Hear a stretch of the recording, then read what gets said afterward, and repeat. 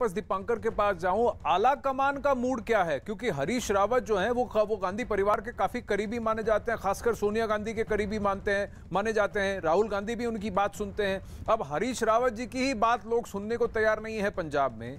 तो क्या सोनिया गांधी और राहुल गांधी के बीच में विचार अलग अलग हैं कि एक का रुझान कैप्टन अमरिंदर सिंह पर है और दूसरे का रुझान आगे की सोच है और नवजोत सिंह सिद्धू पर है?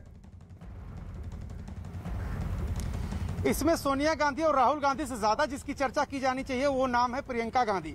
हरीश रावत की बात इसलिए नहीं सुनते वो क्योंकि उनको जो भी काम करना होता है वो प्रियंका गांधी सीधे बात करते हैं। अगर आपको याद हो, हरीश रावत ने सार्वजनिक रूप से मीडिया से और न्यूज 18 इंडिया से बातचीत में कहा कि वो सिद्धू को दिल्ली बुला रहे हैं, कुछ मामलों पर उनसे बात करनी है। सिद्धू तक इन्विटेशन ही नहीं पहुंच पाया क्योंकि सिद्धू फोन पर ही नहीं आया और सिद्धू आए भी नहीं इनके बुलाने पर। जो एक महासचिव सार्वजनिक रूप से कह रहा है उसकी भी इज्जत सिद्धू ने नहीं रखी। उसके बाद सिद्धू सीधे प्रियंका गांधी से मिलते हैं और अध्यक्ष बन जाते हैं। तो जब इस तरह से फैसले पार्टी में होते हैं तो महासचिव की हैसियत क्या रह जाती है, ये आप और हम और कांग्रेस के लोग बेहतर तरीके से इसका अंदाजा लगा सकते हैं। और यही वजह है कि अनदेखी सिद्धू की करके सिद्धू अनदेखी कर रहे हैं हरीश रावत की, उसके बावजूद अपने पोस्ट पर बने हुए हैं। ये बात नहीं है। सवाल ये है कि राहुल गांधी और सोनिया गांधी ने एक फैसला किया और उस फैसले के समय ही दोनों को उनकी हद बता दी गई थी। सिद्धू को कहा गया था कि कैप्टन ही रहेंगे मुख्यमंत्री, आपको उनके साथ काम करना है, और कैप्टन को कहा गया था कि आप एडजस्ट करिए इनके साथ और साथ मिलकर के चुनाव में जाइए। लेकिन एक गाड़ी में दो ड्राइवर बैठा दिए गए हैं पंजाब में, और जो दो ड्राइवर बैठा दिए गए आपस में बात नहीं करते। एक के हाथ में एक्सीलेटर है, एक के हाथ में स्टीयरिंग है। सवाल आप खुद समझ सकते हैं कि उसका अंजाम क्या होने वाला है जब गाड़ी चलेगी। जी, गाड़ी चलेगी या वहीं बिखर जाएगी, ये सबसे बड़ा सवाल है। और अगर क्या जो आला कमान है और जो वरिष्ठ नेता हैं वो देख नहीं रहे हैं कि हो क्या रहा है और क्यों इस तरह की मनमानी चल रही है, क्यों इस तरह का कलह है, ये भी सवाल उठता है। वहीं हरीश रावत ने ये भी साफ कर दिया है कि पंजाब में 2022 का चुनाव मुख्यमंत्री नेतृत्व में ही लड़ा जाएगा। पंजाब में कांग्रेस के पास लोगों की कमी नहीं है और वो सब लोग सामूहिक तरीके से आगे चुनाव में कैसे जीता जाए उसके लिए काम करेंगे। ये एक अवसर आया है, एक बात आई है, इसका समाधान निकाल लिया जाए। मैं अभी हमने सीएम के फेस के विषय में कुछ कहा है और सत्यता ये है हम अमरिंदर सिंह जी के नेतृत्व में ही 2022 में चुनाव में जाएंगे।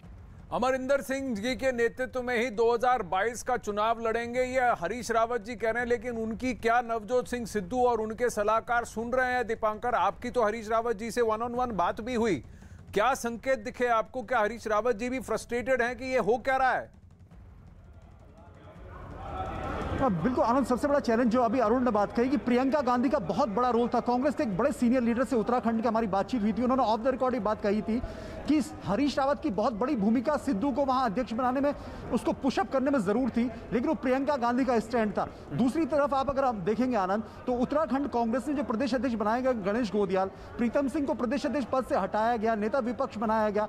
हरीश रावत खुद चाहते थे कि कहीं ना कहीं अध्यक्ष पद हो सकता है उन्हें मिले, लेकिन यह मसला भी जब पहुंचा हाईकमान के पास तो राहुल गांधी ने मसला सुलझाया और फिर राहुल गांधी के सामने प्रीतम सिंह, गणेश गोदियाल, हरीश रावत सब नंबर पर खड़े हुए और फिर तय हुआ कि गणेश गोदियाल को हम प्रदेश अध्यक्ष बनाएंगे।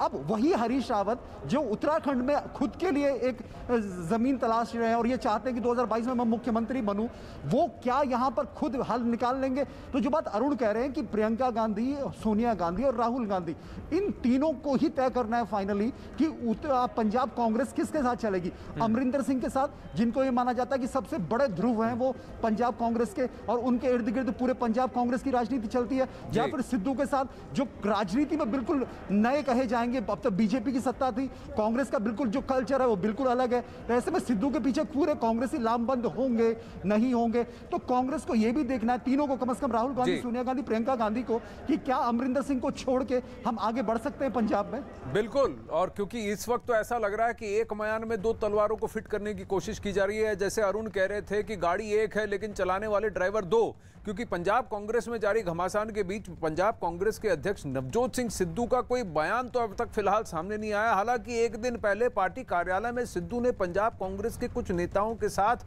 आपात बैठक की थी, जिसकी एक तस्वीर भी उन्होंने सोशल मीडिया पर साझा की। इस बैठक में देहरादून पहुंचे कैबिनेट मंत्री तृप्त राजेंद्र सिंह बाजवा भी शामिल रहे। अब इस तस्वीर के बाद क्या निष्कर्ष निकाला जाए, आप खुद ही सोचिए। अब पंजाब कांग्रेस पर हुई आपात बैठक पर नवजोत सिंह सिद्धू ने ट्वीट किया, ट्वीट कर उन्होंने लिखा, तृप्त बाजवा का फोन आया जिसमें उसने आपात बैठक बुलाने के लिए कहा। पीपीसीसी कार्यालय में दूसरे साथियों के साथ उनसे मुलाकात की, आला कमान को स्थिति से अवगत कराएंगे।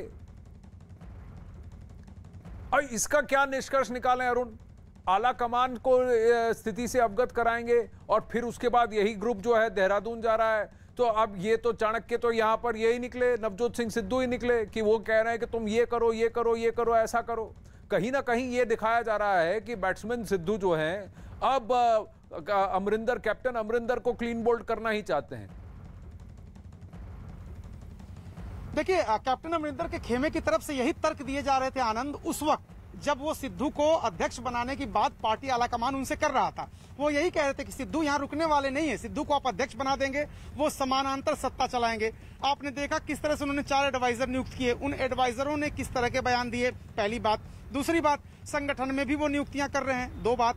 तीसरी बात है, मुख्यमंत्री से बिना चर्चा किए कहते हैं शुगर केन का प्राइस बढ़ाई, उसके बाद मुख्यमंत्री को बढ़ाना पड़ता है। तो सरकार और संगठन में किस तरह का सामंजस्य है और किस तरह की का समन्वय, ये भी आप अंदाजा लगा लीजिए। तीसरी बात, ये विधायक इकट्ठा होते हैं, मंत्री इकट्ठा होते हैं, खुलेआम बात करते हैं और एक सिटिंग चीफ मिनिस्टर को हटाने की मांग कर देते हैं प्रेस में, और उसके बाद सिद्धू कहते हैं उनसे सवाल जवाब करने की बजाय कि मैं नेतृत्व तक आपकी बात पहुंचा दूंगा। मतलब अपरोक्ष रूप से पर्दे के पीछे जो डर था कैप्टन खेमे का और कांग्रेस के कुछ नेताओं का सिद्धू को अध्यक्ष बनाने को लेकर, वो अब कहीं ना कहीं दिखाई दे रहा है कि वो यहीं तक रुकने वाले नहीं है।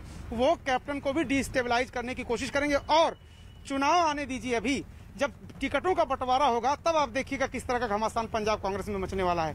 जी, और